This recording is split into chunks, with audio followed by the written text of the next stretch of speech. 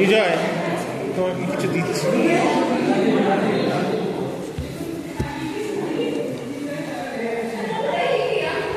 আচ্ছা, তো যেহেতু লাস্ট ক্লাস, একটা টপিক বাকি আছে, সেটাকে পড়িয়ে নি।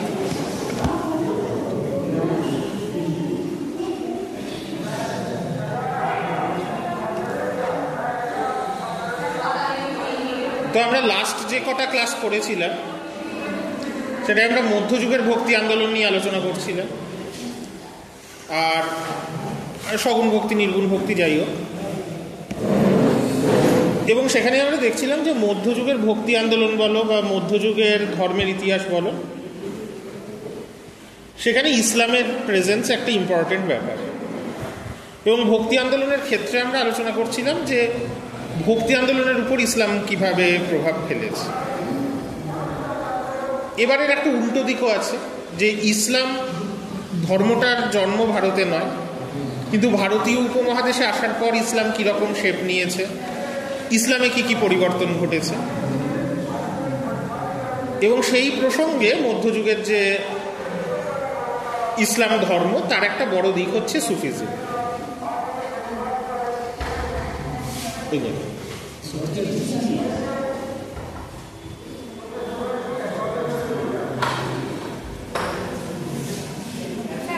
হ্যাঁ,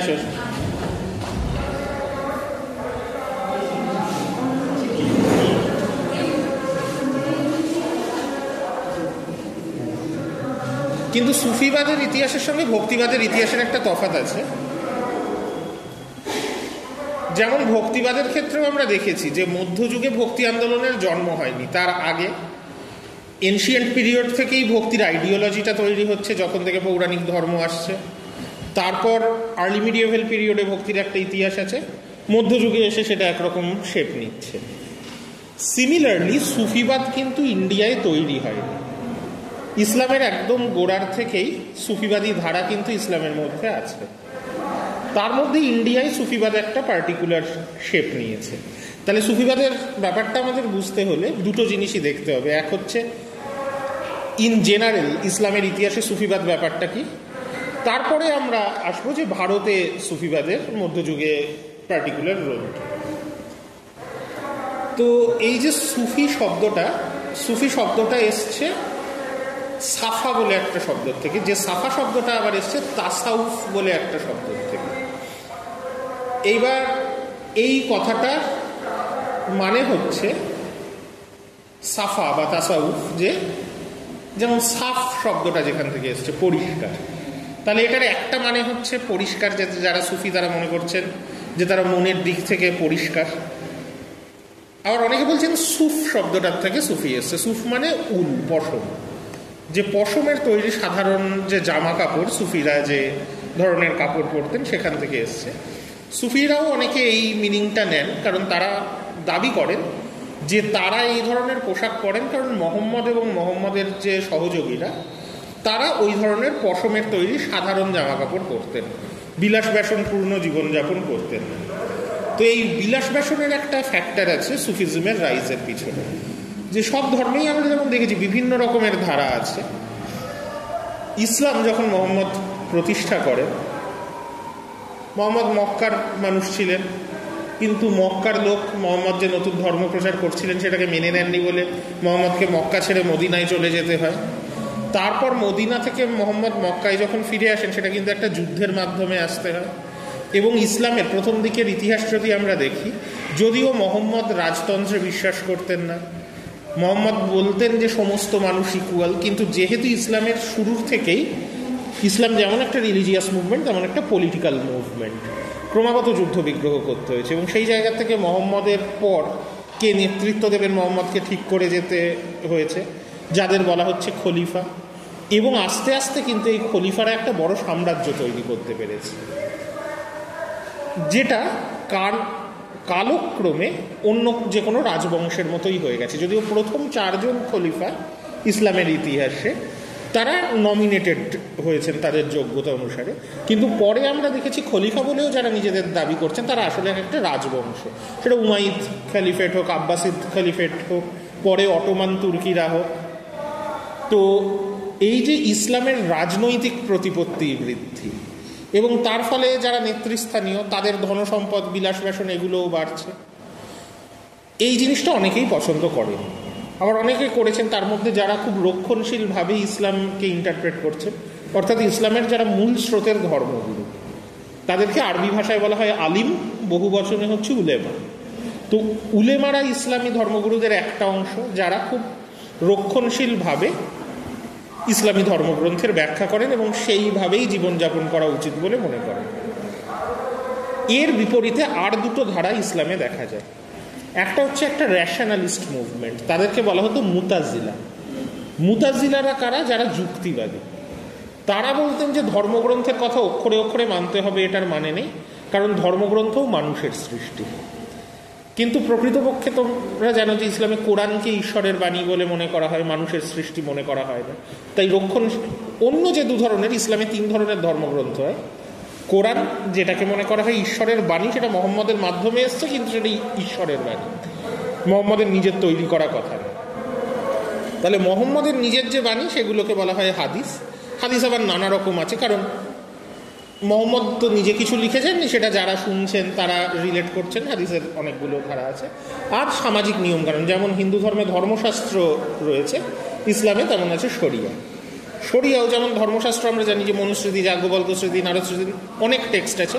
শরিয়ার মধ্যেও অনেকগুলো স্কুল আছে, এক একজন ধর্মগুরু এক এক রকমভাবে ব্যাখ্যা করেছে। তো উলেমারা এই 3টে জিনিস, কোরআন, হাদিস এবং শরিয়া, এই 3টে জিনিস অনুযায়ী সমাজকে অর্গানাইজ করতে চান। মুতাজিলারা বলেন এগুলো সবই মানুষের সৃষ্টি, তাই যুক্তি দিয়ে ব্যাখ্যা করতে হবে প্রত্যেকটা জিনিসকে। আর তৃতীয় একটা ধারা হচ্ছে সুফি। সুফিরা আধ্যাত্মিকতার উপর বেশি গুরুত্ব দেন। সুফিরা যেমন অক্ষরে অক্ষরে রক্ষণশীল জীবনযাপনের কথা বলেন না, তেমনি সুফিরা যুক্তি দিয়ে ধর্মগ্রন্থকে ব্যাখ্যা করার কথাও বলেন। সুফিরা বলেন ঈশ্বরের প্রতি ভালোবাসা এবং সেখান থেকে একটা আধ্যাত্মিক জীবনযাপন করা, ঈশ্বরের সঙ্গে এক হয়ে যাওয়া। তো শেখ মুহিউদ্দিন ইবনুল আরবি বলে একজন সুফি স্কলার 5টা ধাপে সুফিজমের মূল লক্ষ্যকে ব্যাখ্যা করেন এবং তিনি বলেন যে ওয়াজিবুল উদুত থেকে ওয়াদাত আল উদুত, এতে উত্তরণ হচ্ছে সুফিবাদের লক্ষ্য। ওয়াজিবুল উদুত মানে নেসেসারি বিং, অর্থাৎ জগতে মানুষ যেভাবে আছে সেই অবস্থা। আর ওয়াদাত আল উজুত মানে ইউনিটি অফ বিংস, সব জিনিসের একাত্মতা। অর্থাৎ ইসলাম একেশ্বরবাদী ধর্ম। ইসলাম মনে করে আল্লাহ একজনই এবং তিনিই সব কিছু সৃষ্টি করেছেন। তাহলে সব কিছুই একজন ঈশ্বরের সৃষ্টি, অতএব সব কিছুই এক, বা আল্লাহ সব কিছুর মধ্যেই আছে। এই সব কিছুর মধ্যেই থাকার থেকেই একটা কনসেপ্ট আসে, তাহলে মানুষের মধ্যেও যদি ঈশ্বর থাকেন তাহলে ঈশ্বর আর মানুষ কি এক হয়ে যেতে পারে? যে ধরনের প্রশ্ন আমরা বেদান্ত দর্শনের ক্ষেত্রে দেখেছি, যে অদ্বৈতবাদ আর দ্বৈতবাদের মূল ডিবেটটা এখানে। যে দ্বৈতবাদ বলছেন যে ঈশ্বর আর মানুষ এক হতে পারে না, অদ্বৈতবাদ বা বিশিষ্টাদ্বৈতবাদ এরা বলছে এক হতে পারে। এই ব্যাপারটা কিন্তু সুফিবাদের ইতিহাসেও দেখা গেছে। সুফিরা মনে করছেন যে আধ্যাত্মিক জীবনযাপনের মাধ্যমে আল্লাহর সঙ্গে এক হয়ে যাওয়া সম্ভব। উলেমারা এটা মনে করেন না। এই জায়গা থেকে সুফিবাদের সঙ্গে উলেমাদের একটা বিতর্কের সৃষ্টি। সুফিরা মনে করেন যে 4টে ধাপে সুফিবাদের বিকাশ ঘটেছে। কারণ সুফিবাদীরা মনে করছেন যে মোহাম্মদ হচ্ছেন প্রথম সুফি, যদিও মোহাম্মদ বা তার সহযোগীরা নিজেদেরকে সুফি কখনো বলেননি, কিন্তু সুফিরা বলছেন এরা তো সহজ সরল অনাড়ম্বর জীবনযাপন করতেন, আধ্যাত্মিক জীবনযাপন করতেন, তাই এরাই প্রথম সুফি। এরা পার্থিব জীবনের ভোগ বিলাসকে এতটা গুরুত্ব দেননি যতটা আধ্যাত্মিক জীবনকে দিয়েছেন। তো তারা কারা? তাহলে প্রথম দিকে সুফি বলা হচ্ছে মোহাম্মদ। মোহাম্মদের যারা সহযোগী তাদের বলা হয় সাহাবা। তাবাউন অর্থাৎ এই সাহাবাদের কাউকে যে প্রত্যক্ষভাবে দেখেছে, এবং তাবাউন অর্থাৎ তাবাউনদের কাউকে যারা প্রত্যক্ষভাবে দেখেছে, এরা হচ্ছে একদম প্রথম জেনারেশন। কিন্তু 10ম শতক পর্যন্ত সুফিবাদের যে বিকাশ, এদেরকেও প্রথম দিকের সুফিদের মধ্যে ধরা হয়। এই সুফিদের বৈশিষ্ট্য কি? যারা বলছেন ঈশ্বরের সঙ্গে এক হয়ে যাওয়া সম্ভব। প্রথম মিশরের একজন সুফি জুন্নু মিসরি এই ধরনের মত প্রচার করেন। রাবিয়া বলে একজন মহিলা সুফি ছিলেন, যিনি ঈশ্বরের সঙ্গে একাত্মতার কথা প্রচার করতে থাকেন। এরপর বায়াজিদ বায়াত বলে একজন সুফি খুব জোর দিয়ে বলেন যে তিনি এবং আল্লাহ এক। এবং বায়াজিদ বায়াতের একটা কথাই খুব বিতর্ক সৃষ্টি হয় যে কাবা সব থেকে পবিত্র তীর্থস্থান মুসলিমদের। বায়াজিদ বায়াত বলেন যে আমি যখন আধ্যাত্মিক ভাবে সর্বোচ্চ স্তরে পৌঁছাই, আমি দেখি কাবা আমাকে প্রদক্ষিণ করছে, আমাকে কাবায় হজ করতে যেতে হবে না। এই ব্যাপারটা একটা বিতর্কের সৃষ্টি করে। বায়াজিদ বায়াতের শিষ্য ছিলেন মনসুর আল হাল্লাজ। মনসুর আল হাল্লাজ একটা তত্ত্ব দেন যেখানে উনি বলেন আনাল হক, অর্থাৎ আমিই সত্য, আমি ঈশ্বর। যে জিনিসটা সঙ্গে অনেকে বেদান্ত দর্শনের মিল পাচ্ছেন, যে বেদান্ত দর্শনে যে বলা হচ্ছে অহং ব্রহ্মাস্মি, তার সঙ্গে মনসুর আল হাল্লাজের বক্তব্যের মিল আছে, যেটা কিন্তু উলেমারা ভালোভাবে দেখেনি এবং মনসুর আল হাল্লাজের মৃত্যুদণ্ড হয় ধর্মদ্রোহিতার জন্য। কিন্তু প্রথম দিকে সুফিরা এই যে মতগুলো প্রচার করেন, এই আইডিয়াগুলো কোথার থেকে এলো? কারণ কোরআনে ডিরেক্টলি এরকম আইডিয়া নেই। যদিও সুফিরা বলেন যে তাদের ইন্সপিরেশন হচ্ছে কোরআন, কারণ কোরআনে এই আইডিয়াগুলো সরাসরি না থাকলেও কোরআনে একেশ্বরবাদের কথা আছে, কোরআনে নিরাকার ঈশ্বরের কথা আছে এবং ঈশ্বর সব কিছু সৃষ্টি করেছেন, এই ব্যাপারগুলো আছে। সেখান থেকে সুফিরা তাদের আইডিয়া নিচ্ছেন। কিন্তু এই যে উপাসনা পদ্ধতি, যে আধ্যাত্মিকভাবে এক হয়ে যাওয়া এবং ঈশ্বরের সঙ্গে লীন হয়ে যাওয়া, এটা তো একদম প্রথম দিকের ইসলামে ছিল না। তাহলে ইসলামের সঙ্গে অন্যান্য ধর্মের কিন্তু মধ্যযুগে এই সময়টায় ভূমধ্যসাগরের যে বাণিজ্য, এটা কিন্তু ইসলাম কন্ট্রোল করছিল এবং রাজনৈতিক সম্প্রসারণের সঙ্গে সঙ্গে অনেক দেশ ইসলামের আইডিয়া আওতায় আসছিল। সেই জায়গার বিভিন্ন মতবাদের সঙ্গে কিন্তু আদান প্রদান করছিল। এর মধ্যে খ্রিস্টিয়ানিটির বিভিন্ন ফর্ম, মেন স্ট্রিম খ্রিস্টিয়ানিটি নয়, এশিয়াতে খ্রিস্টিয়ানিটির অন্য অনেক ধারা ছিল যেগুলো মূল স্রোতের ক্যাথলিক খ্রিস্ট ধর্মের থেকে আলাদা। তার মধ্যে নেস্টোরিয়ান খ্রিস্টিয়ানিটি বলে এক ধরনের খ্রিস্টিয়ানিটি ছিল, অ্যারিয়ান খ্রিস্টিয়ানিটি বলে এক ধরনের খ্রিস্টিয়ানিটি ছিল। এগুলো কিন্তু ঈশ্বরের সঙ্গে মানুষের এক হয়ে যাওয়ার কথা বলছিল। তার একটা প্রভাব আছে। ইসলাম যখন পারস্য দখল করে নেয়, পারস্যে তার আগে জরথুস্ট্রবাদী ধর্ম ছিল, তো এই পার্সি ধর্ম, ইসলাম, খ্রিস্টিয়ানিটি, বুদ্ধিজম সব মিলেমিশে মানি বলে একজন দার্শনিক একটা নতুন ধর্মমত প্রচার করেন যার নাম মানিকিয়ানিজম। এই মানিকিয়ানিজমেও ঈশ্বরের সঙ্গে একাত্ম হওয়ার একটা তত্ত্ব ছিল।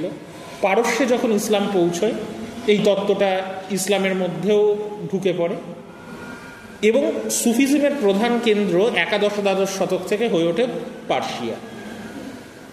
একাদশ-দ্বাদশ শতক এবং তারপর থেকে আস্তে আস্তে সুফিজম অন্যান্য দেশেও ছড়িয়ে যায়।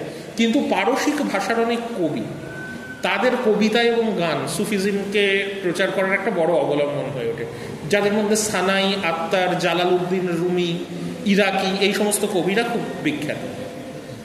পাশাপাশি ভারতের সঙ্গেও এই জায়গাগুলোর বাণিজ্য চলছিল, তো ভারতীয় ধর্মবিশ্বাসও কিন্তু এই জায়গাগুলোয় পৌঁছয়, যার একটা প্রভাব আমরা দেখতে পাই যে ইসলামী জগতের অন্যতম শ্রেষ্ঠ পণ্ডিত দশম-একাদশ শতকের আল বিরুনি, তার উৎসাহ জন্মায় যে ভারতকে জানতে হবে। তিনি ভারতে এসে, আরও বিভিন্ন দেশে আল বিরুনি গেছেন, কিন্তু ভারতে এসে ভারত সম্বন্ধেও বই লিখেছেন এবং লিখতে গিয়ে আল বিরুনি যখন সংস্কৃত শিখছেন, উনি বলছেন যে সুফিরা অলরেডি আধ্যাত্মিকতার জন্য যে যোগাভ্যাস করতেন, তার উপর ভারতীয় দর্শনের প্রভাব আছে।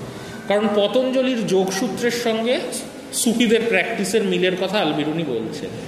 এবং কি করে এই যোগের ধারণাগুলো অলরেডি ইসলামী জগতে পৌঁছেছিল, অনেক ভারতীয় টেক্সট কিন্তু অলরেডি পার্সিয়ান ভাষায় ট্রান্সলেটেড হয়েছিল, যার মধ্যে অমৃতকুণ্ড বলে যোগের একটা টেক্সট ছিল। বৈশেষিক দর্শনের অনেক টেক্সট ট্রান্সলেটেড হয়েছিল। তো তাহলে এটা একটা টু ওয়ে প্রসেস, যে সুফিজমের বিকাশে বিভিন্ন ধর্মমতের একটা প্রভাব ইসলামের সঙ্গে ইন্টারাকশন ঘটেছিল, সেটা ছিল, যার মধ্যে ভারতীয় ধর্মও ছিল। আবার সুফিজম যখন ভারতে এসে পৌঁছলো, তখন ভারতীয় ধর্মের উপরে তার প্রভাব পড়েছে, ভারতীয় ধর্মেরও সুফিজমের উপর প্রভাব পড়েছে। তো সুফিজমের মূল কনসেপ্ট যেটা বললাম, যে একাত্ম হওয়া ঈশ্বরের সঙ্গে, সুফিদের মধ্যে বিতর্ক আছে যে এটা হওয়ার জন্য তাহলে যেগুলো ইসলামী সমাজের নিয়মকানুন সেগুলো মেনে চলা উচিত না উচিত নয়। সুফিদেরকে দুভাগে ভাগ করা হয়, বাসারা আর বেসারা। যারা বাসারা তারা বলেন যে শরীয়ত মেনে ইসলামী নিয়ম মেনে চলা উচিত, তারা কিছুটা রক্ষণশীল। যারা বেশারা তারা বলেন যে শরিয়ত তো মানুষের সৃষ্টি, শরিয়ত তো ঈশ্বরেরও বাণী নয়, মোহাম্মদেরও বাণী নয়, তো শরিয়ত কিছু মানুষ সৃষ্টি করেছে, সেটা সবাইকে মেনে চলতে হবে, এর কোনো মানে নেই। কিন্তু সুফিদের মূল লক্ষ্য হচ্ছে এই যেটা বললাম ওয়াদাত আল উজুদ, যে ইউনিটি অফ বিংস, সেটা রিচ করার অনেকগুলো ধাপ আছে সুফিজমে এবং অনেকগুলো মাধ্যম আছে, যার মধ্যে বললাম নাচ গান একটা ইম্পর্টেন্ট মাধ্যম, যাকে সুফিরা বলতেন সামা, যে সমবেত সঙ্গীতের মাধ্যমে ঈশ্বরের সঙ্গে একাত্মতার একটা ফিলিং। এবং সুফিজমে এই যে বিভিন্ন স্তর আছে তার একটা খুব ইম্পর্টেন্ট স্তর হচ্ছে ফানা, যে ঈশ্বরের প্রতি ভালোবাসার থেকে ঈশ্বরের সঙ্গে একাত্মতার বোধ যখন ব্যক্তি সত্তা হারিয়ে যায় মানুষের, এটাকে বলা হচ্ছে ফানা। কিন্তু ফানা সর্বোচ্চ স্তর নয়, ফানার পর আর একটা স্তর আছে, কারণ ফানাতে গেলে তো নিজের কনসাসনেস চলে যাচ্ছে, তাহলে সেই সুফি তো ধর্মপ্রচার করতে পারবেন না।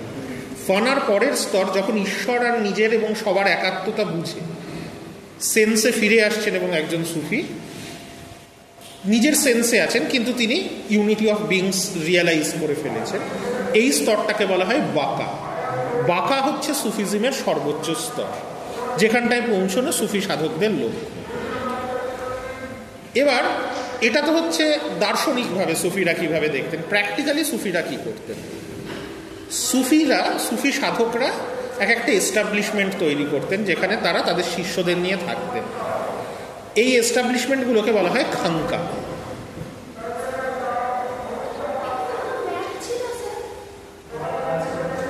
আছে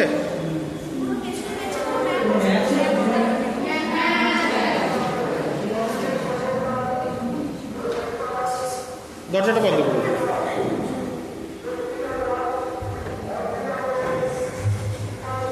হ্যাঁ, তো সুফি খাঙ্কা, এই খাঙ্কায় সাধারণত তিনটে জিনিস থাকতো, তিনটে অংশ থাকতো। এগুলোকে বলা হতো মুসাফিরখানা, জমায়েতখানা আর রসুইখানা। কি হলো তোমাদের? তো জমায়েতখানায় সবাই জমায়েত হতেন বা প্রার্থনা করতেন, বা কেউ বাইরে থেকে এলে প্রথম যে সুফি সাধক তার সঙ্গে দেখা করা হচ্ছে সেই জায়গাটা জমায়েতখানা। মুসাফিরখানা হচ্ছে অতিথিশালা, সুফি খাঙ্কায় যে কোনো জায়গার থেকে মানুষ এসে আশ্রয় নিতে পারতেন, তাদেরকে থাকতে দেওয়া হতো মুসাফিরখানা। আর রসুইখানা হচ্ছে কমন কিচেন। এই যে বিভিন্ন জায়গার থেকে মানুষরা সুফি খাঙ্কায় আসতেন তাদের সবাইকে কিন্তু সুফিরা খেতে দিতেন, তার জন্য যে রান্না বান্না করা হতো বা যেখানে খেতে দেওয়া হতো সেটা হচ্ছে রসুইখানা। এই সুফি সাধকদের বলা হতো মুর্শিদ বা পীর। এই মুর্শিদ বা পীর যিনি হতেন তার কিছু জিনিস থাকতো যেগুলো দেখে তাকে বোঝা যায়, যেমন তার একটা প্রেয়ার কার্পেট থাকতো, তিনি যে পোশাক পরতেন এবং সুফিরা পোশাক ছিঁড়ে গেলেও সেটা সেলাই করে পরতেন, সেই পোশাক, কার্পেট, খড়ম, কারণ এরা সাধারণত কাঠের জুতো ব্যবহার করতেন, একটা জপ করবার মালা বা তসবি এবং একটা ছোট লাঠি। এই জিনিসগুলো থাকতো একজন মুর্শিদ বা পীরের কাছে, যে যাদের তিনি তার উত্তরাধিকারী মনে করতেন তাদেরকে তিনি এগুলো দিয়ে যেতেন। উত্তরাধিকারীদের বলা হতো খলিফা। তো যেমন মোহাম্মদ তার খলিফা নির্বাচন করে গেছিলেন, সুফি সাধকরাও তাদের খলিফা নির্বাচন করে যেতেন, যে তারপর তার খাঙ্কার প্রধান কে হবে। কিন্তু একজন সুফি সাধকের শিষ্যরা নানা জায়গায় ছড়িয়ে যেতে পারে, তার খাঙ্কাতেই সবাই থাকবেন তার মানে নেই। তাই এক একটা এলাকার দায়িত্ব আবার এক একজন শিষ্যকে দেওয়া হতো, তাদেরকে বলা হতো ওয়ালি। এবং সব শিষ্যকেই বলা হতো মুরিদ, অর্থাৎ মুর্শিদ এবং মুরিদের সম্পর্ক হচ্ছে গুরু শিষ্য সম্পর্ক, যেটার উপর সুফিবাদ দাঁড়িয়ে আছে। এবং সুফি সাহিত্য বলতে যেটা আমরা বুঝি তার অনেকটাই হচ্ছে এই মুর্শিদ আর মুরিদদের কনভারসেশন, কথোপকথন, যাকে বলা হয় মালফুজাত। তো এইভাবে সুফিজম চলত। এবং এই যে ওয়ালি, এক একটা এলাকা এক একজনের দায়িত্বে, এটা সুফিরা খুব স্ট্রিক্টলি মেনটেন করতেন। সুফিরা অনেকগুলো গোষ্ঠীতে বিভক্ত ছিলেন, এই গোষ্ঠীগুলোকে বলা হতো সিলসিলা। খাতায় কলমে বলা হয় সুফিদের 12টা সিলসিলা আছে, শুরুতে ছিল। অফকোর্স তার মধ্যে অনেক সিলসিলা হারিয়ে গেছে, নতুন সিলসিলা তৈরি হয়েছে, সংখ্যাটা কখনোই 12 থাকেনি যখন নানা জায়গায় ছড়িয়ে গেছে। কিন্তু এই থিওরিটিক্যালি বলা হয় সুফিদের 12টা সিলসিলা, অ্যাকচুয়ালি তার অনেক বেশি। এই সিলসিলাগুলোর মধ্যেও কিন্তু একটা পারস্পরিক সম্পর্ক ছিল, তাদের কোন ওয়ালি কোথায় আছেন, অন্যরা সেটা রেসপেক্ট করতেন। ইন্ডিয়াতে যে সুফিরা চলে আসেন তারাও সেটা রেসপেক্ট করতেন। যেমন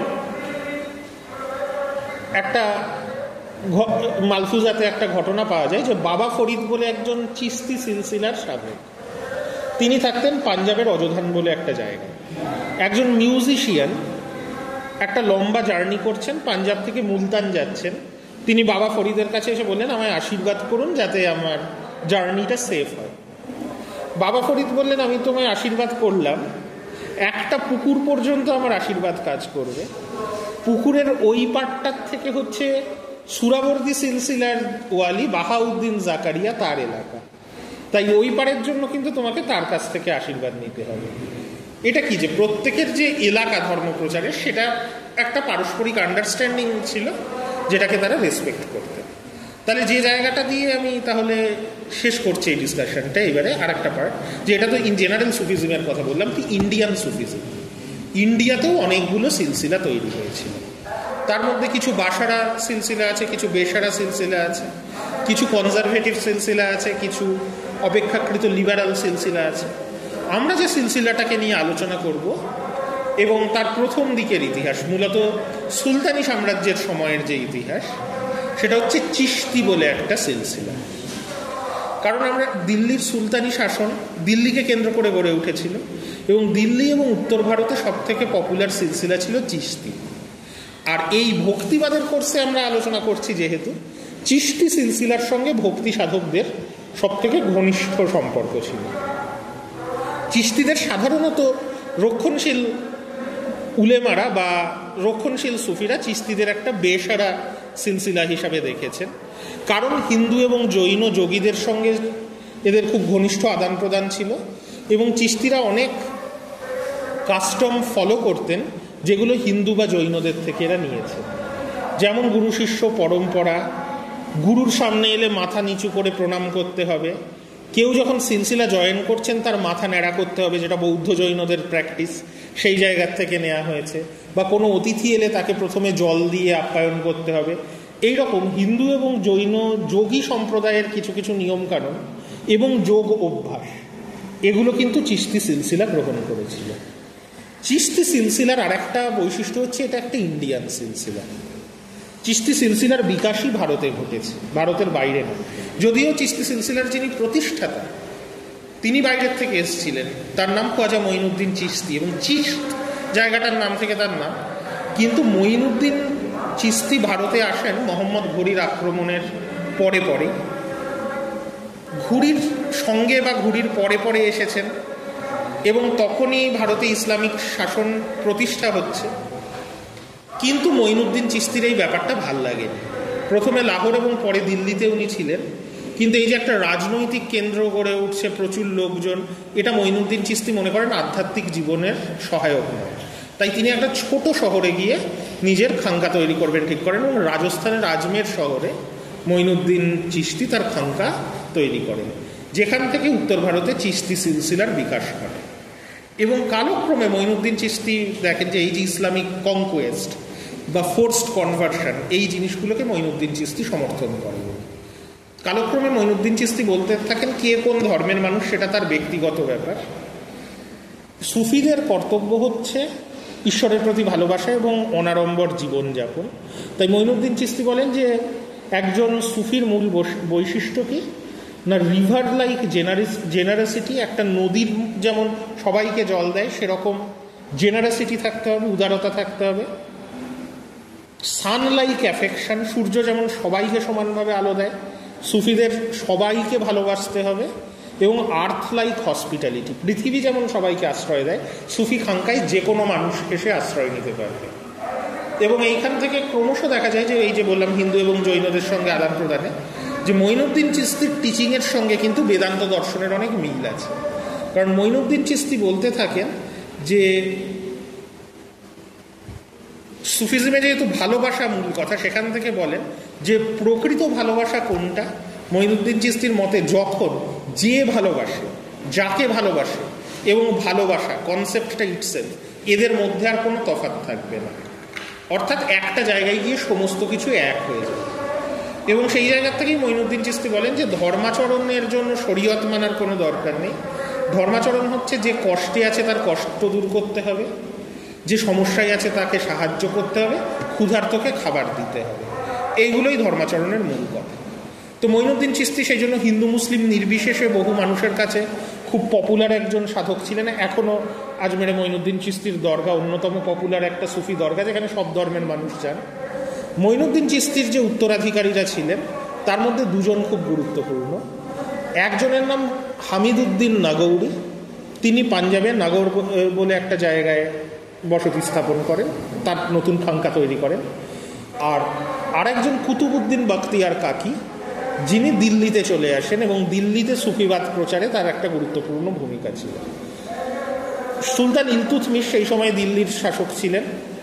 ইলতুৎমিশ কিন্তু কুতুবউদ্দিন বখতিয়ার কাকির ভক্ত ছিলেন এবং ইলতুৎমিশ যে কুতুব মিনার নির্মাণ করেন, সাধারণত মনে করা হয় কুতুবউদ্দিন বখতিয়ার কাকির স্মরণে ইলতুৎমিশ কুতুব মিনার নির্মাণ করেছিলেন। তো এই যে কুতুবউদ্দিন বখতিয়ার কাকির ভক্ত ছিলেন ইলতুৎমিশ, তা কুতুবউদ্দিন বখতিয়ার কাকি এখানে খানকা তৈরি করেন এবং দিল্লির বহু মানুষ সেখানে আসতে থাকেন। সেখানে সামা অর্থাৎ রিলিজিয়াস মিউজিক প্র্যাকটিস হতো। উলেমারা এর বিরুদ্ধে বারবার অভিযোগ করতে থাকেন যে এটা ধর্মদ্রোহিতা, এবং তাতে দুঃখ পেয়ে একদিন কুতুবউদ্দিন বখতিয়ার কাকি দিল্লি ছেড়ে চলে যাবেন ঠিক করে। কিন্তু তিনি যখন দিল্লি ছেড়ে যেতে থাকেন, দিল্লির বহু মানুষ তার পিছন পিছন যেতে থাকে, ইলতুৎমিশ নিজেও যেতে থাকে। তখন তাদের অনুরোধে আবার কুতুবউদ্দিন বখতিয়ার কাকি ফিরে আসেন।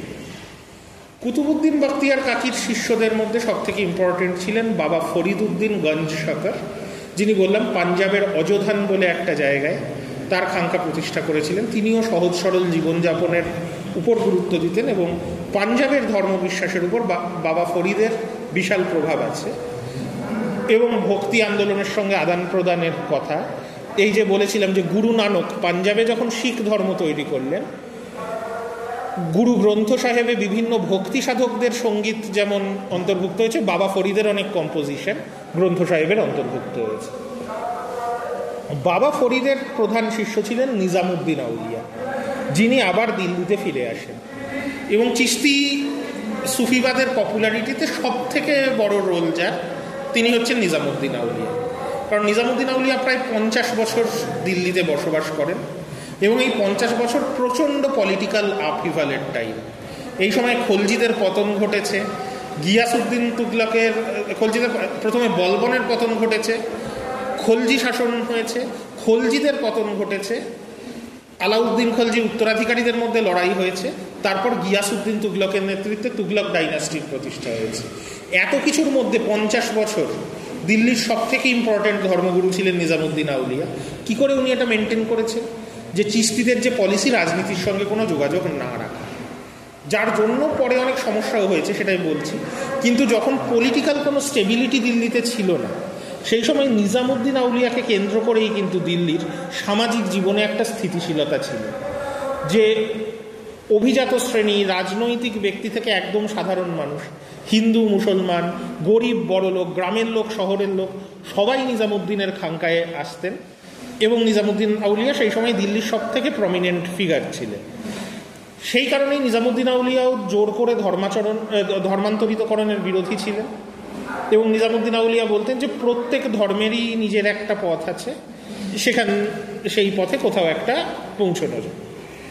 তাহলে নিজামুদ্দিন আউলিয়ার মূল মতবাদ কী ছিল, যেটা সব থেকে বিখ্যাত টিচিং নিজামুদ্দিন আউলিয়ার, তিনি সবাইকেই যেটা বলতেন সেটা হচ্ছে অন্যের সঙ্গে সেই ব্যবহার করো যে ব্যবহার তুমি চাও লোকে তোমার সঙ্গে করবে, এবং অন্যের থেকে সেটাই আশা করো যেটা তুমি লোকের থেকে আশা করো লোকে তোমার সঙ্গে করবে। এইটা নিজামুদ্দিন আউলিয়ার মূল শিক্ষা ছিল। এবং এই নিজামুদ্দিন আউলিয়ার পপুলারিটির জন্য রাজনৈতিক শক্তির সঙ্গে বারবার নিজামুদ্দিন আউলিয়ার ঝামেলাও হয়েছে, যেটা নিয়ে অনেক গল্প তৈরি হয়েছে। যেমন যখন আলাউদ্দিনের মৃত্যুর পর উত্তরাধিকারের লড়াই চলছিল, প্রথমে মুবারক শাহ খলজি বলে একজন সুলতান, মুবারক শাহ খলজি নিজামুদ্দিনের এই প্রতিপত্তি পছন্দ করেন। তিনি বলেন যে তিনি সুলতান, সবাই তাকে সম্মান দেখাচ্ছে, তাহলে নিজামুদ্দিন আউলিয়াকেও রাজসভায় এসে সম্মান দেখাতে হবে। কিন্তু নিজামুদ্দিন আউলিয়ার পলিসি ছিল যে উনি রাজসভায় কখনো যাবেন না। উনি আপত্তি জানালে মুবারক শাহ খলজি বলেন যে একটা নির্দিষ্ট দিন বলেন যে এই মাসের মধ্যে যদি না আসেন তাহলে আমি জোর করে বন্দি করে নিয়ে আসবো। কিন্তু সেই মাসের মধ্যেই উত্তরাধিকারের লড়াই চলছিল, মুবারক শাহ খলজি খুন হয়ে যান এবং তার ভাই খুসরু তখন সুলতান। খুসরু আবার নিজামুদ্দিন আউলিয়াকে খুব পছন্দ করতেন, তো তিনি প্রচুর ধনসম্পদ দান করেন। নিজামুদ্দিন আউলিয়া সেগুলো গরিব মানুষদের মধ্যে ডিস্ট্রিবিউট করে দেন। কিন্তু এরপর খলজি শাসনের যখন অবসান ঘটল, তুগলকরা পাওয়ারে এলো, গিয়াসউদ্দিন তুগলক এবারে খুসরু যাদের যাদের যে টাকা পয়সা দিয়েছিল সব ফেরত চায়। নিজামুদ্দিন আউলিয়া বলেন আমি ফেরত দিতে পারবো না, কারণ টাকা ডিস্ট্রিবিউট করে দেওয়া হয়েছে। গিয়াসউদ্দিন তুগলক বলেন যে সরকারি টাকা আপনি এভাবে ডিস্ট্রিবিউট কেন করে দিলেন, আপনাকে দেয়া হয়েছে। তো নিজামুদ্দিন আউলিয়া বলেন সরকারি টাকা বলে কিছু হয় না, ওটা মানুষেরই টাকা, মানুষের মধ্যে দিয়ে দেওয়া হয়েছে। এই নিয়ে একটা ঝামেলা শুরু হয় এবং গিয়াসউদ্দিন, যেটা বিখ্যাত গল্প সুফি লিটারেচারে, যে গিয়াসউদ্দিন তুগলক বাংলা আক্রমণ করেন এবং বলেন যে বাংলা থেকে ফিরে এসে আমি নিজামুদ্দিন আউলিয়াকে শাস্তি দেব।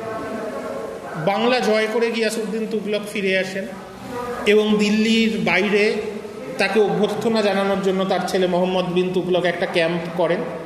সেই ক্যাম্প থেকেও একজন মেসেঞ্জার পাঠান গিয়াসউদ্দিন তুগলক, যে নিজামুদ্দিন আউলিয়াকে জানানো হয় যে যদি তুমি এখনও নতি স্বীকার না করো তাহলে কিন্তু দিল্লিতে ঢুকেই তোমাকে শাস্তি দেওয়া হবে। এবং যেটা বিখ্যাত গল্প যে নিজামুদ্দিন আউলিয়া তখন বলেন যে হনৌজ দিল্লি দূর আসতে, যে দিল্লি এখনও অনেক দূরে। তো দিল্লির বাইরেই ছিলেন তখন গিয়াসউদ্দিন তুগলক, এবং পরদিন ওই সেলিব্রেশনের মঞ্চ ভেঙে গিয়াসউদ্দিন তুগলক মারা যান। তো যাই হোক, এছাড়াও অনেক গল্প আছে যে নিজামুদ্দিন আউলিয়া যখন তার খানকা তৈরি করছিলেন আর গিয়াসউদ্দিন তুগলক আবার দুর্গ তৈরি করছিলেন, তখন কিভাবে গিয়াসউদ্দিন তুগলক আটকানোর চেষ্টা করেছেন যে কেউ যাতে কাজ না করে খানকায়। কিন্তু লোকে নিজামুদ্দিন আউলিয়াকে এত ভালোবাসত যে দিনের বেলা তারা দুর্গের কাজ করে রাতের বেলা কাজ করছে। এরকম বিভিন্ন গল্প আছে, কিন্তু যেটা ইম্পর্টেন্ট যে নিজামুদ্দিন আউলিয়া খুব ইম্পর্টেন্ট একজন ফিগার ছিলেন সুফিবাদের। এবং এই যে বলছি নর্থ ইন্ডিয়ার চিশতি সুফিবাদ, তার শেষ নোটেবল ফিগার হচ্ছেন নাসিরউদ্দিন চিরাগি দিল্লি, নিজামুদ্দিন আউলিয়ার প্রধান শিষ্য। তিনিও এতটাই পপুলার ছিলেন যে তাকে দিল্লির প্রদীপ বা চিরাগ-ই দিল্লি বলা হতো। কিন্তু মোহাম্মদ বিন তুগলকের সময় তোমরা জানো যে মোহাম্মদ বিন তুগলক জোর করে দিল্লির ধর্মগুরুদের দিল্লি থেকে দেবগিরি যেতে বলেন, যেটা নাসিরউদ্দিন চিরাগি দিল্লি আপত্তি করেন, তার উপর অনেক অত্যাচার হয়। এরপর সুফিরা নানা জায়গায় ছড়িয়ে যায়। তো চিশতি সুফিরাও বেঙ্গল, দক্ষিণ ভারত, গুজরাট নানা জায়গায় ছড়িয়ে যান, সেই ইতিহাস আলাদা। চিশতিরা যেমন একটা উদারপন্থী সুফিবাদের কথা বলছিলেন, চিশতি সুফিদের মূল বক্তব্য একটা দিক তো বলেইছে যে তারা ধর্মীয় বিভাজনে খুব একটা বিশ্বাস করতেন না, যদিও ইসলামকেই তারা সুপিরিয়র ধর্ম মনে করতেন, কিন্তু তারা মনে করতেন জোর করে কাউকে ধর্মান্তরিত করা ঠিক নয়, প্রত্যেকের নিজের নিজের ধর্মের পথ আছে। আরেকটা দিক হচ্ছে চিশতি সুফিরা মনে করতেন সহজ সরল জীবনযাপন করতে হবে, যার জন্য এদের কাছে খুব একটা ধনসম্পদ থাকতো না। এরা খুব সাধারণ জীবনযাপন করতেন, কারণ নিজের বাড়ি থাকতো না, থাকলেও একটা মাটির বাড়ি থাকতো। খানকাতে সবাই একরকম জীবনযাপন করতেন। এই যে বললাম নানা জায়গার থেকে মানুষেরা আসতেন খানকায়, তাতে গরিব বড়লোক, অভিজাত, সৈনিক, স্কলার থেকে একদম দরিদ্র লোক সবাই আসতেন। কিন্তু মুসাফিরখানায় সবাইকে কিন্তু একসঙ্গে থাকতে হতো, জমায়েতখানায় সবাইকে একসঙ্গে প্রার্থনা করতে হতো এবং একই খাবার সবাইকে খেতে হতো। এই জিনিসটাই এখনও শিখ ধর্মে নেওয়া হয়েছে, যে শিখ লঙ্গরে দেখবে যে সবাইকে একসঙ্গে গুরুদ্বারায় খেতে দেওয়া হয়, বা গুরুদ্বারায় গেলে যে কেউ আশ্রয় নিতে পারে, কিন্তু একই রকম এস্টাবলিশমেন্টে সবাইকে থাকতে হয়। তো আরেকটা জিনিস হচ্ছে, তাহলে এই সহজ সরল জীবনযাপনের মধ্যে দারিদ্র্যের একটা ব্যাপার ছিল। কেন? কারণ এরা বলতেন যে ফুতু মানে চ্যারিটি, আনআস্কড ফর চ্যারিটি, অর্থাৎ এরা ভিক্ষা চাইতে যেতেন না। প্রত্যেক দিন লোকেরা স্বেচ্ছায় যেটা দিয়ে যেতেন সেইটা দিয়েই এরা জীবনযাপন করতেন। প্লাস এরা সম্পদ জমা রাখতেন না, অর্থাৎ একদিনে যা আয় হতো, ওই যে কারণে নিজামুদ্দিন আউলিয়া ডিস্ট্রিবিউট করে দিয়েছিলেন, দিনের শেষে তারা সেটা ডিস্ট্রিবিউট করে দিতেন গরিব মানুষদের মধ্যে। তাহলে পরদিন আবার যা আয় হতো সেটা দিয়ে চলতেন। এই কারণে অনেক সময় তাদেরকে না খেয়েও থাকতে হতো। আবার খাবার যদি জুটতো তাহলে যতজন সেদিন থাকতেন প্রত্যেকের জন্যই হতো। অনেক সময় সুফি সাধকরা দেখা গেছে চিশতিরা যে নিজের স্ত্রীর গায়ের চাদর বা নিজের প্রেয়ার কার্পেট এগুলো বিক্রি করেও খাবারের ব্যবস্থা করেছেন। বাবা ফরিদের এবং নিজামুদ্দিন আউলিয়ার জীবনে এরকম অনেক দিন কেটেছে যেদিন তাদের কোনো খাবার জোটেনি। আবার খাবার জুটলেও এরা খুব সাধারণ খাবার এবং অল্প খাবার খাওয়া পছন্দ করতেন। যেমন বাবা ফরিদ সারাদিনে খেতেন 1 গ্লাস শরবত, কয়েকটা শুকনো আঙুর এবং ঘি দেয়া একটা রুটি, এটা যদি খাবার পাওয়া যেত। নিজামুদ্দিন আউলিয়া দুবেলা খেতেন একটা করে বা আধখানা রুটি আর কিছুটা সবজি, আর কোনো খাবার খেতেন না। এবং এই নিয়ে ওনাকে জিজ্ঞেস করা হলে উনি বলেছিলেন যে প্রত্যেক দিন আমি যখন মসজিদে যাই আমি দেখি যে মসজিদের কোনায় কত লোক কিছুই না খেয়ে শুয়ে আছে, সেখানে আমি কি করে প্রচুর খাবার আমার গলা দিয়ে কি করে নাম। তো এই সহজ সরল জীবনযাপন করা সেই রকমই, দামি বেডিং ব্যবহার না করা বা দামি পোশাক ব্যবহার না করা, সোনার উপর জমা না করা, এইগুলোও চিশতি সুফিদের একটা পলিসি ছিল। এবং এর সঙ্গেই ছিল সরকারি চাকরি না নেওয়া বা রাজসভার সঙ্গে কোনো সংযোগ না রাখা, যেটার কথা বললাম। কিন্তু তার বাইরে সুফিদের এরকম কোনো ব্যাপার ছিল না যে বিয়ে করা যাবে না। অনেক সুফি সাধকই বিয়ে করতেন এবং বিবাহিত সংসার জীবন যাপন করতেন, কিন্তু সংসার জীবন যাপনটা তাদের মেন ব্যাপার।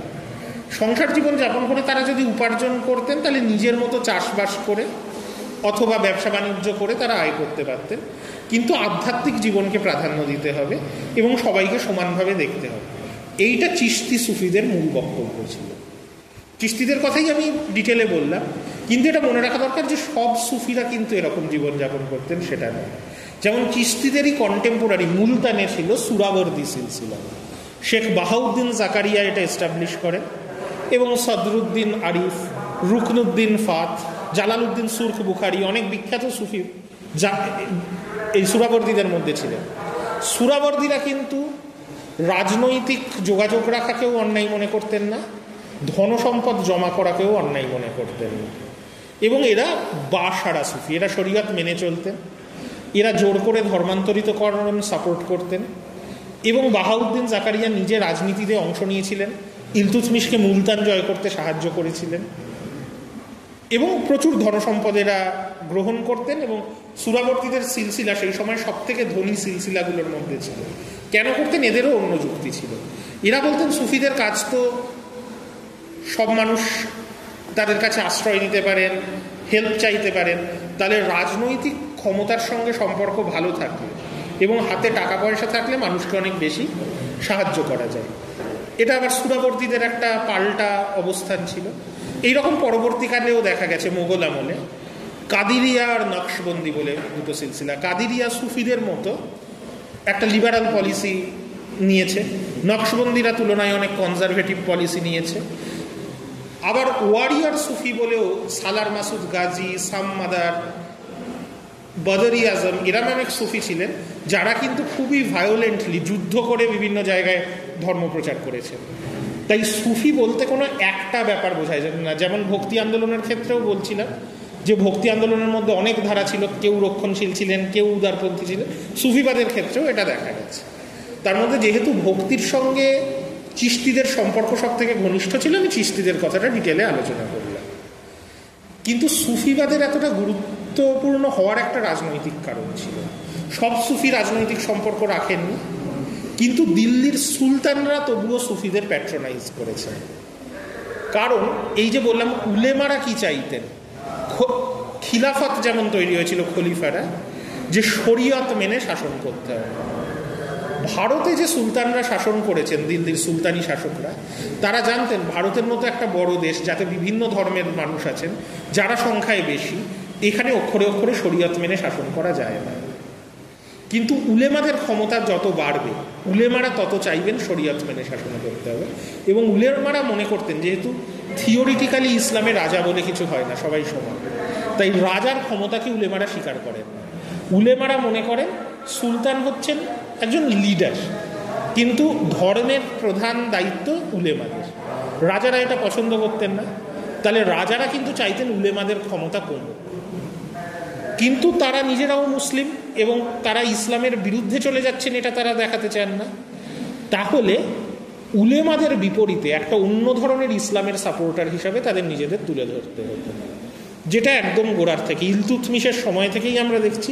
ইলতুৎমিশ বখতিয়ার কাকি এবং বাহাউদ্দিন জাকারিয়া দুজনকেই প্যাট্রোনাইজ করেছে, এবং খলজি এবং তুঘলকরাও সেটা করেছেন। এমনকি মোহাম্মদ বিন তুঘলক যদিও অনেক সুফিদের উপর অত্যাচার করেছেন, পরে সেটা ব্যাকফায়ার করছে বুঝতে পেরে মোহাম্মদ বিন তুঘলক আবার মঈনুদ্দিন চিশতির দরগায় ভিজিট করেছেন, নিজামুদ্দিন আউলিয়ার ডেকোরেট করে দিয়েছেন দিল্লিতে। তো এটা কিন্তু থ্রু আউট দিল্লির সুলতানেরা করে গেছে। এতে সুলতানরাও লাভবান হয়েছেন, যে সুফিরা রাজসভায় যান বা না যান, রাজাদের কাছে তো সবাই পৌঁছতে পারে না। প্রথম দিকের ইসলামী শাসকরা বাইরে থেকে এসছেন, একটা নতুন ধর্ম নিয়ে এসছেন, তাদের প্রতি প্রজারা অ্যান্টাগনাইজড হয়ে যেতে পারত, হয়নি। তার একটা বড় কারণ সুফিরা, কারণ সুফিদের খানকায় সবাই আসতে পারতেন, সেখানে ধর্ম নিয়ে আলাপ আলোচনা হতে পারত। তাহলে রাজা এবং প্রজাদের মধ্যে এবং হিন্দু এবং মুসলমানদের মধ্যে সংযোগ স্থাপনের কাজটা কিন্তু সুফিরা করে গেছে। তার বদলে কেউ কেউ রাজনৈতিক পৃষ্ঠপোষকতা নিয়েছেন, কেউ কেউ নেন। কিন্তু প্রথম দিকের ইসলামের বিকাশ এবং প্রচারে কিন্তু সুফিদের একটা বড় ভূমিকা আছে। আর কি সুফিদের পপুলারিটির কারণ? বললাম যে অনেক বেসারা সুফিরা হিন্দুদেরকেও অ্যাকসেপ্ট করেছেন, সেটা যেমন একটা জিনিস, তেমনি রাজতন্ত্র স্থাপন হলে তো রাজা এবং অভিজাতদের হাতে ক্ষমতা অনেক বেশি। মুসলমানদের মধ্যেও যারা সাধারণ মুসলমান, তাদের কাছে কিন্তু সুফি খানকাগুলোর আকর্ষণ অনেক বেশি ছিল, কারণ রাজা, অভিজাত, উলেমা এরা তাদের থেকে অনেক দূরে ছিল। সুফিরাই কিন্তু সাধারণ মানুষের কাছে ধর্ম নিয়ে গেছে। তেমনি যে সাধারণ হিন্দুরা কনভার্টেড হচ্ছে, তারাও কিন্তু কনভার্টেড হয়েছেন মূলত সুফি সাধকদের মাধ্যমে। এই জায়গাগুলোও আমাদের ভাবার দরকার। আরেকটা হচ্ছে ইসলামের যে ইকুয়ালিটির প্রিন্সিপাল, যেটা বর্ণবিভক্ত হিন্দু ধর্মের তুলনায় ইসলামের প্রতি অ্যাপিল বাড়াচ্ছিল, কিন্তু ইসলামী উলেমাদের বা শাসকদের জীবনযাত্রার মধ্যে কিন্তু এই ইকুয়ালিটির কোনো পরিচয় ছিল না। তাহলে ইসলাম যে একটা সাম্যবাদী ধর্ম, এটাও কিন্তু দেখা যাচ্ছিল মূলত সুফি সিলসিলাগুলোতে। এই রকম বহু কারণে সুফিবাদ কিন্তু খুব গুরুত্বপূর্ণ একটা মুভমেন্ট ইন্ডিয়ায় হয়ে ওঠে। তাছাড়া সুফিজমের একটা কালচারাল ইম্প্যাক্টও আছে, যে এই যে সামা গান, ভারতীয় সঙ্গীতের চর্চায় সুফিবাদের বিশাল গুরুত্বপূর্ণ ভূমিকা আছে। বিখ্যাত সুফি সাধক আমির খসরু নিজামুদ্দিন আউলিয়ার সবথেকে প্রিয় শিষ্য ছিলেন, যিনি হিন্দুস্তানি ক্লাসিক্যাল মিউজিকের বিকাশে সবথেকে গুরুত্বপূর্ণ ভূমিকা নিয়েছেন। সেতার সমেত অনেকগুলো বাদ্যযন্ত্র আবিষ্কার করেছেন। এবং তোমরা জানো সুফি সামা থেকেই কাওয়ালি বলে সঙ্গীতের একটা ধারা বিকশিত হয়েছে, যেটাও ভারতীয় সঙ্গীতের একটা খুব বড় অবলম্বন। একইভাবে সুফিরা যেহেতু স্থানীয় ভাষায় ধর্ম প্রচারে গুরুত্ব দিয়েছেন, সুফি সাহিত্যও একটা সময়ে বিকাশ করেছে। পাঞ্জাবি ভাষায় বিশেষ করে সুফি সাহিত্যের প্রভাব বিশাল। যেটা বললাম যে শিখ ধর্মের উপরেও তার প্রভাব পড়েছে। পাঞ্জাবের মধ্যযুগের সাহিত্য মূলত সুফি সাহিত্য। তাছাড়া হিন্দি, বাংলা, সিন্ধি এই ভাষাগুলোতেও সুফি সাহিত্যের বিকাশ হয়েছে। সবথেকে বিখ্যাত সুফি কবি হিন্দি ভাষায় ষোড়শ শতকে কবি মালিক মোহাম্মদ জয়সি, তার লেখা কবিতাগুলো, যার মধ্যে পদ্মাবত সব থেকে বিখ্যাত। যে সুফি সাহিত্য কিন্তু হিন্দি সাহিত্যের বিকাশেও যথেষ্ট ভূমিকা নিয়েছে, বাংলা এবং সিন্ধি সাহিত্যের বিকাশেও সুফিদের অবদান আছে। তাহলে এইটা যেমন ভক্তি আন্দোলন রিজিওনাল ল্যাঙ্গুয়েজে সাহিত্যের বিকাশে সাহায্য করেছে, সুফিরাও সেটা করেছে। এই জিনিসগুলো খেয়াল হয়ে গেল।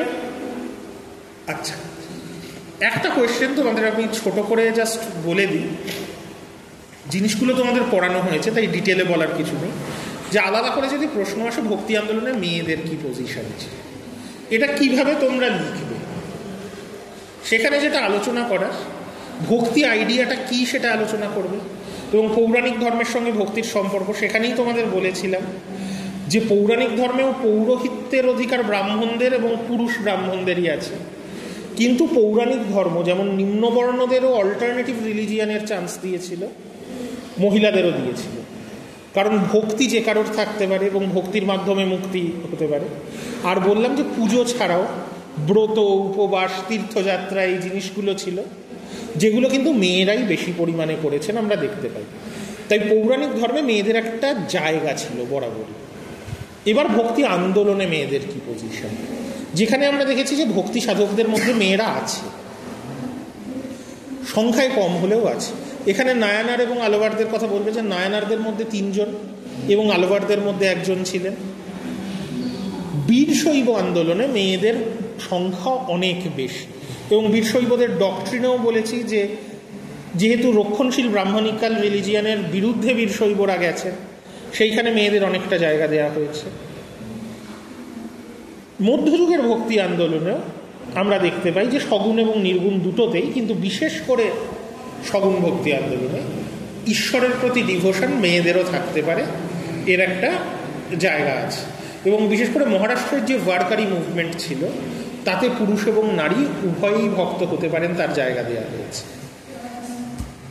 নির্গুণ ভক্তি আন্দোলনে বলেছি, গঙ্গা বলে একজন প্রস্টিটিউট ছিলেন যিনি কবির এবং রবিদাসের বন্ধু ছিলেন। কিন্তু যে জিনিসটা তোমাদের একটু খেয়াল রাখতে হবে যে পুরুষদের ভক্ত হওয়ার মহিলাদের ভক্ত হওয়ার একটা ডিফারেন্স আছে। পুরুষদের ক্ষেত্রে মনে করা হতো তিনি তার সাংসারিক সমস্ত দায়িত্ব পালন করেও ভক্ত হতে পারেন।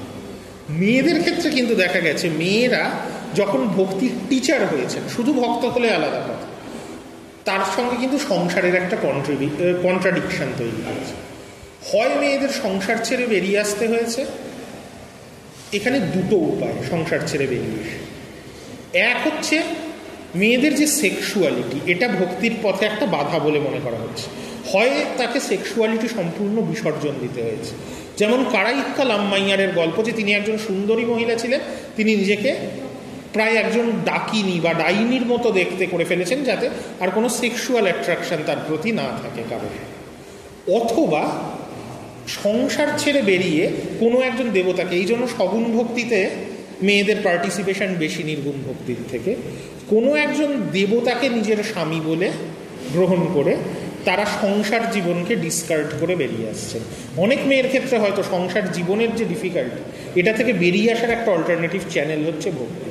অন্ডাল প্রথম থেকেই বিষ্ণুকে তার স্বামী বলে মনে করছেন, এবং এই আইডিয়াটা বিশেষ জনপ্রিয় হচ্ছে মধ্যযুগে রাধার ধারণা জনপ্রিয় হওয়ার পর। তো রাধার কনসেপ্ট আমরা আলোচনা করেছি। রাধার গল্পে দেখা যাচ্ছে রাধার একজন স্বামী আছে, কিন্তু ঈশ্বরের, কৃষ্ণ যিনি ঈশ্বর, তাকে ভালোবেসে তিনি পার্থিব যে বৈবাহিক জীবন সেটা ত্যাগ করে বেরিয়ে আসছেন। এইটা কিন্তু একটা মডেল হয়ে যাচ্ছে ভক্তি আন্দোলন। ওই একাদশ-দ্বাদশ শতক থেকেই জয়দেব যখন গীতগোবিন্দ লিখছেন রাধা জনপ্রিয়, এই সময়ই আমরা দেখছি বীরশৈব আন্দোলনে আক্কা মহাদেবী, শুধু বীরশৈবদের মধ্যে মেয়েরা অলরেডি ছিল, কিন্তু আক্কা মহাদেবী একজন টিচার হচ্ছেন এবং সব জামা কাপড় ত্যাগ করে বেরিয়ে আসছেন। এর যুক্তি হিসাবে উনি বলছেন যে আমার স্বামী হচ্ছেন শিব, এবং শিব গোটা ত্রিভুবনের ঈশ্বর। শিবকে দিগম্বর বলা হয়, তাহলে শিব যদি কোনো পোশাক না পরতে পারেন আমিও পরতে পারি। একই জিনিস দেখা যাচ্ছে কাশ্মীরে লাল্লেশ্বরী বা লালদেদ বলে একজন মহিলা সন্ন্যাসী, তিনিও পোশাক ত্যাগ করছেন, একই রকমের যুক্তি দিচ্ছেন। মধ্যযুগের ভক্তি আন্দোলনের সব থেকে বড় এক্সাম্পল মেয়েদের মধ্যে মীরাবাই। মীরাবাই রাজস্থানের রাজ পরিবারের মেয়ে, কিন্তু তিনিও কিন্তু বলছেন তার যে স্বামী, তার থেকে তিনি কৃষ্ণকে নিজের প্রেমিক বলে মনে করছেন, এবং মীরাবাই ক্লিয়ারলি রাধার এক্সাম্পল দিয়ে সেখান থেকে বেরিয়ে আসছেন। তো ভক্তি আন্দোলনে মেয়েদের পজিশনের এইটাও একটা দিক, সেইটাও আলোচনা করতে হবে যে সংসার জীবন যাপন করে ভক্তি পুরোপুরি একজন ভক্তি সাধিকা হওয়া মেয়েদের পক্ষে কিন্তু ডিফিকাল্ট। কোনো কোনো মুভমেন্ট জায়গা দিয়েছে, যেমন বীরশৈবরা দিয়েছে, চৈতন্যর ভক্তদের মধ্যে 16 জন মহিলা ছিলেন, ওয়ারকারীরা দিয়েছে। কিন্তু যখন একজন প্রমিনেন্ট ভক্তির টিচার কোনো মেয়েকে হতে হয়েছে, তাকে কিন্তু সংসার ত্যাগ করে বেরিয়ে আসতে হয়েছে। এবং সেইখানেই রাধা কনসেপ্টটা খুব গুরুত্বপূর্ণ একটা কনসেপ্ট, যেই কনসেপ্টটা কিন্তু মেয়েদের ভক্তি আন্দোলনের পার্টিসিপেশনের একটা মডেল তৈরি করেছে। রাধা কোনো হিস্টোরিক্যাল ফিগার না, কিন্তু রাধা খুব ইম্পর্টেন্ট একটা সিম্বলিক ফিগার ভক্তি আন্দোলনে এই জন্য। ঠিক আছে, এই জিনিসগুলো একটু আলোচনা করতে হবে। বাকি প্রত্যেকের সম্বন্ধে তোমরা জানো, তো সেটা আলাদা করে বলার কিছু নেই। এই তোমাদের সিলেবাস শেষ, এবার তো তোমাদের ম্যামের ক্লাস আছে, তোমরা ক্লাস করো। আর যাদের প্রজেক্টের, তোমাদের যেহেতু এখনও পরীক্ষার ডেট দেয়নি, পরীক্ষার দেরি আছে, তাহলে প্রজেক্ট সেমিনারের ব্যাপারগুলো যারা যারা সুপারভাইজার তাদের সঙ্গে কথা বলে নাও। আমি সাজেস্ট করবো সপ্তাহে একদিন করে অন্তত আসো, দিয়ে কাজটা এগোতে থাকো যতক্ষণ না তোমাদের পরীক্ষার ডেট অ্যানাউন্সড হচ্ছে, তোমরা বুঝতে পারছো। আর পরীক্ষার ডেট পেয়ে গেলে, রুটিন পেয়ে গেলে, তারপর আমরা ঠিক করবো যে পরীক্ষার পর আর কদিন তোমাদের দেওয়া যাবে প্রজেক্ট সেমিনার জমা দেওয়ার জন্য, ওই ডেটগুলো। হ্যাঁ, কেন পরীক্ষার আগে কত চাপ? প্রত্যেকবার যা চাপ থাকে এবারও তাই চাপ।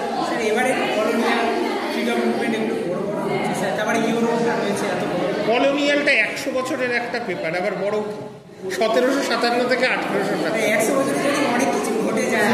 ফ্রিডম মুভমেন্টটা 90 বছরের পেপার, 1897 থেকে 1947। এগুলো নিতে হয়।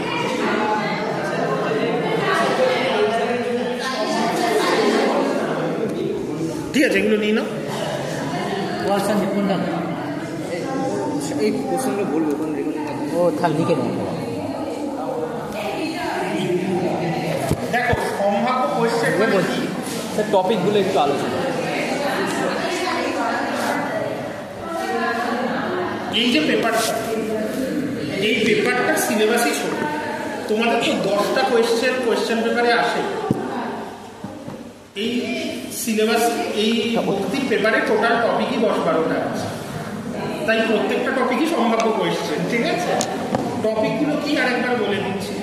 যে এক হচ্ছে ভক্তির কনসেপ্ট। ভক্তির কনসেপ্ট নিয়ে বড় প্রশ্ন আসবে না, কিন্তু ভক্তি কাকে বলে, ভক্তির যে টার্মিনোলজিগুলো, সগুণ ভক্তি কি, নির্গুণ ভক্তি কি, এই কনসেপ্টগুলোর উপর প্রশ্ন, 5 প্রশ্ন আসতেই পারে। কিন্তু এইটা বাদ দিলে বড় প্রশ্নের জন্য কি কি, এক হচ্ছে পুরাণিক রিলিজিয়ানটা কি, এটা বড় করে আলোচনা করা হয়েছে। পুরাণিক রিলিজিয়ান, তার ফিচার, পুরাণিক রিলিজিয়ান ডিফারেন্স, এটা একটা টপিক। পুরাণিক রিলিজিয়ানগুলোর মধ্যে 3টে ডিটেলে আলোচনা করা হয়েছে, বৈষ্ণব, শৈব আর শাক্ত। তাহলে এনশিয়েন্ট ভক্তি থেকে এই 4টে টপিক। আর্লি মিডিয়েভেল থেকে 2টো টপিক, নায়নার আর আলবারটা ডিসকাস করা হয়েছে। 2টো না, 3টে টপিক। নায়নার আলবার একটা টপিক, বীরশৈবিজম একটা টপিক, আর বেদান্তের যে ব্যাখ্যাগুলো আর্লি মিডিয়েভেলে হচ্ছে, অদ্বৈতবাদ, বিশিষ্টাদ্বৈতবাদ, দ্বৈতবাদ, দ্বৈতাদ্বৈতবাদ, এই 3টে টপিক। 4 আর 3 7টা টপিক। মিডিয়েভেল ভক্তি আন্দোলনে কি হচ্ছে, নির্গুণ ভক্তি আন্দোলন, সেখানে কবি এবং নানক, 2টো টপিক। সগুণ ভক্তি আন্দোলনে একটাই ডিটেলে পড়ানো হয়েছে, চৈতন্য এবং গৌড়ীয় বৈষ্ণব আন্দোলন। 10টা টপিক হয়ে গেল। আর আজ যে 2টো আলোচনা করলাম, সুফিবাদ আর ভক্তি আন্দোলনে মেয়েদের, এই 12টা সম্ভাব্য কোয়েশ্চেন। তার মধ্যে থেকেই 10টা প্রশ্ন আসবে, যার থেকে তোমাদের 4টে লিখতে হবে। এতে আর কি সাজেশন এখানে